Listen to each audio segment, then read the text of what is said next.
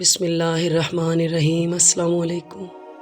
ہر دماغ اور جاہل کو نصیحت کرنا ایسا ہے جیسے بنجر زمین میں بیج ڈالنا۔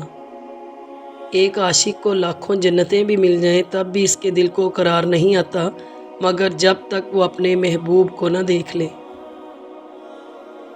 تو اللہ تعالیٰ کے ساتھ اس طرح ہو جا جیسا کہ مردہ نہلانے والے کے ساتھ، کہ جس طرح چاہتا ہے پلٹتا ہے۔ ہزاروں بہاریں گزر جائیں، کیا پتھر پہ پھول اگ سکتے ہیں؟ لیکن اگر پتھر خاک بن جائے تو اس خاک سے رنگ برنگے پھول اگ سکتے ہیں۔ اپنے آپ کو بے نام و نشان اور عاجز و مسکین رکھو تاکہ شہرت سے یہ حالت تم کو دور رکھے، کیونکہ شہرت سے گوشہ عافیت چھن جاتا ہے اور شہرت بہت سی بلائیں اپنے ساتھ لاتی ہے۔ عقل جیسی شریف چیز پر کمینے نفس کا غلبہ اس وجہ سے ہوتا ہے کہ تو عقل سے بیگانہ ہو گیا ہے اور تو نے اپنے اندر نفس کو بسا لیا ہے۔ اب نفس کا کتا اپنے گھر پر رہ کر شیر ہو گیا ہے اور عقل بیچاری ماری ماری پھر رہی ہے۔ جسے اللہ قلبی سکون عطا فرما دیتا ہے اسے مسجد کے کونے میں مست رکھتا ہے، ورنہ وہ چمن میں بھی رنجیدہ ہوتا ہے۔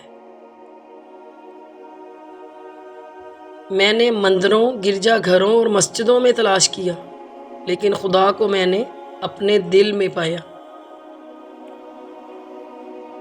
انسان روح کا جو پہلو رحمانی یا شیطانی جاگتا ہے، انسان اسی کے مطابق زندگی میں چیزوں کا انتخاب کرتا ہے۔ اپنی روح کا سودا کسی بھی چیز کے ساتھ مت کرو، یہ واحد چیز ہے جو تم اس دنیا میں لے کر آئے ہو اور صرف اسے ہی واپس لے کر جاؤ گے۔ ماں باپ کے ساتھ تمہارا سلوک ایسی کہانی ہے جو لکھتے تم ہو لیکن تمہاری اولاد تمہیں پڑھ کر سناتی ہے۔ قناعت سے کوئی شخص بھوکا نہیں مر جاتا اور حرص سے کوئی شخص بادشاہ نہیں ہو جاتا۔